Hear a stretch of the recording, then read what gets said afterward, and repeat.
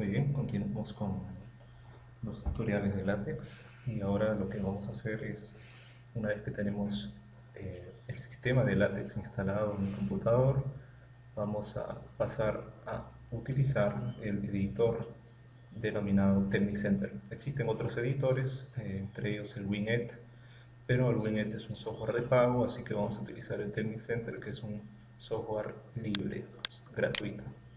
Ejecutamos el software, cerramos esto. Esta es una ventana solamente de sugerencias, qué es lo que podemos hacer con el Technicenter, algunas pautas relacionadas con LaTeX. Bueno, ustedes pueden ver más tips ahí, pero nosotros vamos a cerrar. Entonces, esta es la ventana de configuración, bueno, de edición para LaTeX en Windows, denominado Technicenter. Y acá tenemos la barra de herramientas con las distintas opciones que se pueden utilizar. Entre ellas, la que destaca es las formas de compilación. Tenemos 4 formas de compilación. Tenemos el DBI, que es un formato nativo para visualizar archivos compilados en LaTeX. Tenemos el PDF, muy utilizado hoy en día. Tenemos el PS, que es el PostScript, y la doble compilación PostScript PDF. Mayormente el formato DBI es cuando uno requiere un archivo en donde solo hemos incluido texto o algunas que otras gráficas, pero no tiene demasiada resolución. Así que el archivo producido es un archivo que tiene poco peso, en tanto que el archivo en PDF suele ganar mayor peso justamente por la resolución que tiene en cuanto a los textos, en cuanto a las imágenes, y es un poco más pesado.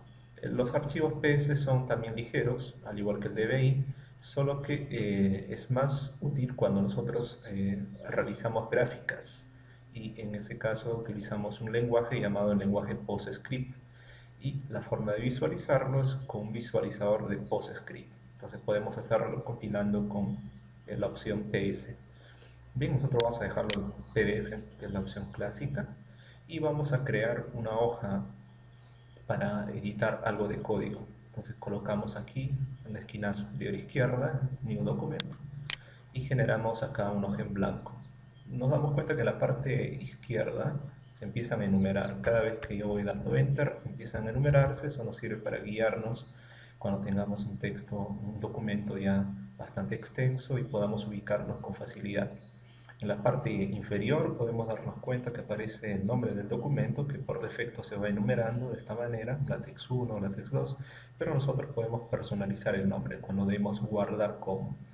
También en la parte inferior a esta vamos a ver una caja, esta caja de aquí, ¿okay?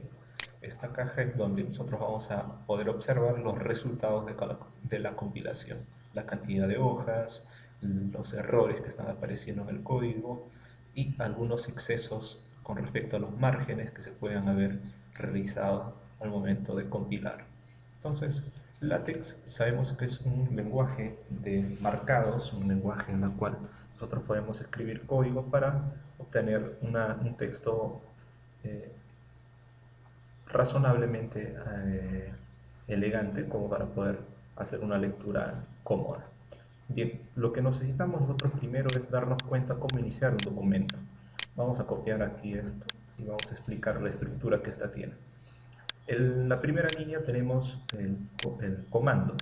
Los comandos vienen establecidos por el inicio de este símbolo, un slash izquierda, y la palabra, en este caso, que define el nombre del comando de apertura del documento es el document class. Nos indica que la clase de documento o el tipo de documento que nosotros vamos a crear es un documento de tipo artículo. No es el único tipo que podemos nosotros utilizar, también existen otros llamados, por ejemplo, el caso de book, que es ya para documentos más extensos. El artículo es para un documento medianamente grande, ¿no? Por ejemplo, podemos hablar de uno de 15 a 30 o 35 páginas, por ejemplo. Tanto que un book ya es mucho más extenso por justamente tener capítulos que abarcan una buena cantidad de páginas. Bien, entonces, una vez que establecemos el tipo de documento, en este caso vamos a empezar con artículo, vamos a indicar con otro comando el inicio del documento. Hasta acá solo es el tipo de documento y ahora vamos a indicar dónde inicia nuestro documento. Y le indicamos que a continuación, todo esto que aparece va a ser el cuerpo del documento. ¿Okay? Y tenemos que indicarle también a LaTeX que nosotros estamos finalizando el documento en alguna parte. ¿Okay? Entonces, todo inicio tiene un final y en este caso corresponde al comando de documentos. Todo lo que está anterior a esto, por ejemplo, desde la línea 1 hasta la línea 3, se va a denominar preámbulo. ¿Okay? Perdón, de la línea 2 a la línea 3. ¿Ya? Todo eso es el preámbulo. El cuerpo del documento mismo es todo lo que viene englobado entre el begin document y el end document. ¿Okay? Eso vendría a ser ya el cuerpo del documento. Entonces, cuando digamos que vamos a colocar un comando o un paquete dentro del preámbulo, pues se va a ubicar en esta posición. ¿Okay? Y cuando indiquemos que va en el cuerpo del documento, quiere decir que va entre estos dos comandos, el begin y el end document. ¿De acuerdo? Entonces nosotros vamos a compilar nuestro primer documento y vamos a ver qué es lo que está sucediendo. Vamos aquí a este botón que dice obtener el documento, ¿ya? Le damos un clic y acá nos está indicando que nosotros debemos de guardar el archivo que acabamos de crear. Bueno, le damos OK y sugiero yo que ustedes elijan una unidad de su disco duro en donde guardar el documento, y antes de eso ustedes deben de crear una carpeta. Es recomendable hacer esto porque la cantidad de archivos que se van a generar son por lo menos 3, y eso a mayor cantidad de archivos que ustedes generen, nuevos documentos, van a tener muchos iconos ahí y que van a ocasionar cierta confusión, así que es mejor ordenarlos. Creamos una carpeta, por ejemplo, lo voy a llamar documentos látex, y dentro de esta carpeta vamos a colocar esto, vamos a llamar prueba 1. ¿Okay? Lo guardamos, esperamos la compilación y vemos que en la parte inferior nos salen los resultados, ¿no? 0 errores, que indica que no hay errores en los códigos. Warnings o peligros o advertencias tampoco tenemos. Bad box normalmente son los excesos de margen, y la cantidad de páginas que obtenemos, que obviamente es 1.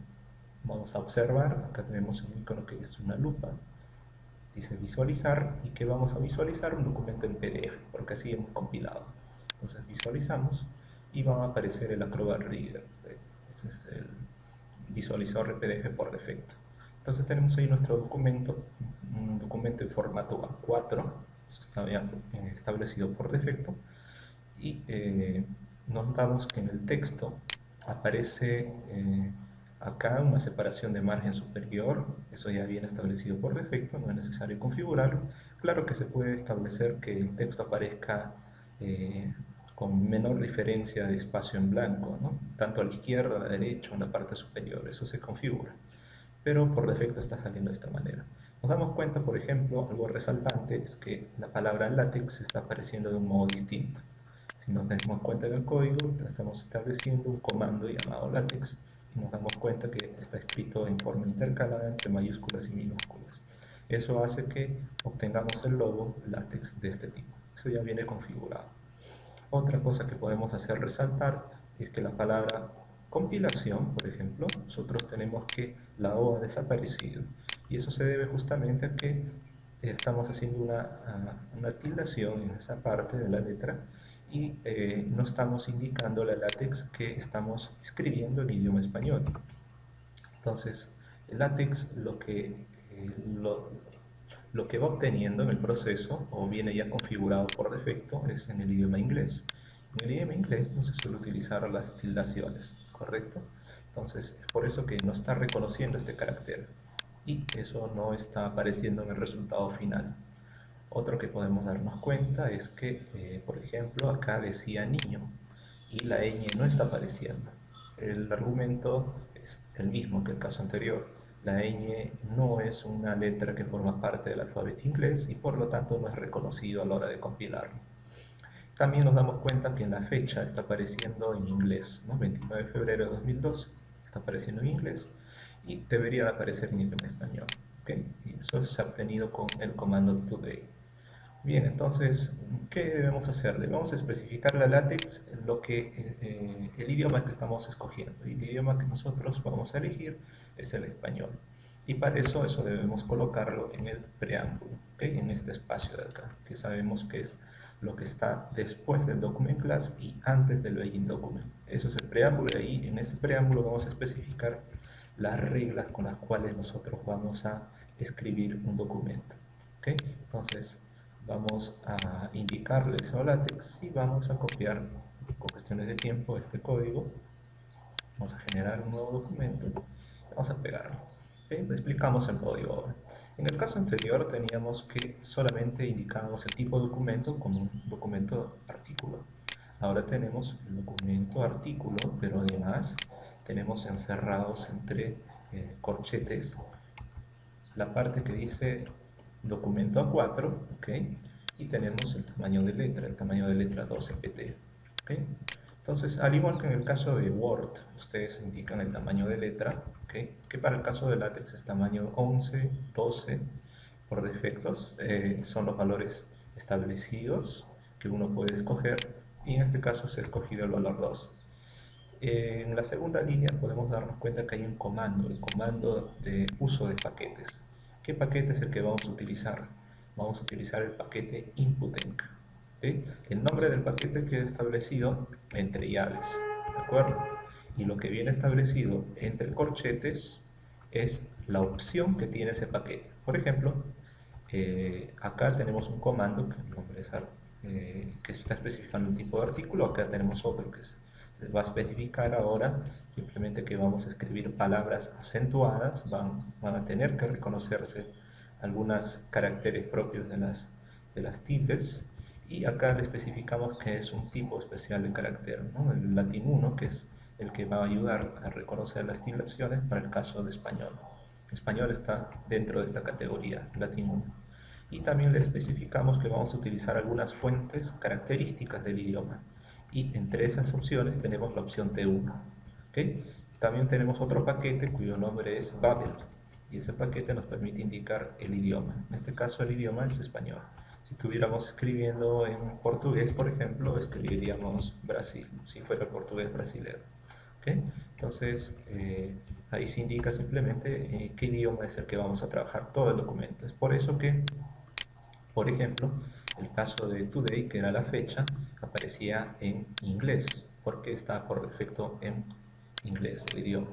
Pero ahora le estamos especificando que vamos a obtener un documento en español.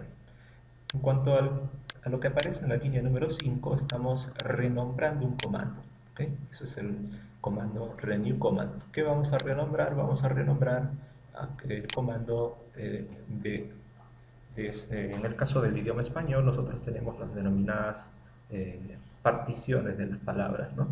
Y cuando uno hace particiones de la palabra, pues obtiene a veces casos como esta. Por ejemplo, podríamos hacer una partición así, de esta manera. ¿Okay? Esa sería una partición razonable. Pero en algunos casos, cuando uno compila el documento, podría tener que en la margen derecha, por ejemplo acá, demasiada se ha partido, y no es una buena partición silábica, ¿no? De repente la I se iba para abajo y tendríamos de más, y el resto de la palabra, que es yada, sería para abajo y no quedaría muy bien estéticamente. Para evitar ese tipo de inconvenientes con mayor cantidad de texto, pues entonces es mejor introducir este comando para evitar ese tipo de resultados. Bueno, en cuanto a lo demás, está quedando inalterado, estamos colocando lo mismo que en el caso anterior, y vamos nosotros pues a guardar primero el documento y luego compilar para ver qué es lo que obtenemos. ¿Okay? Guardamos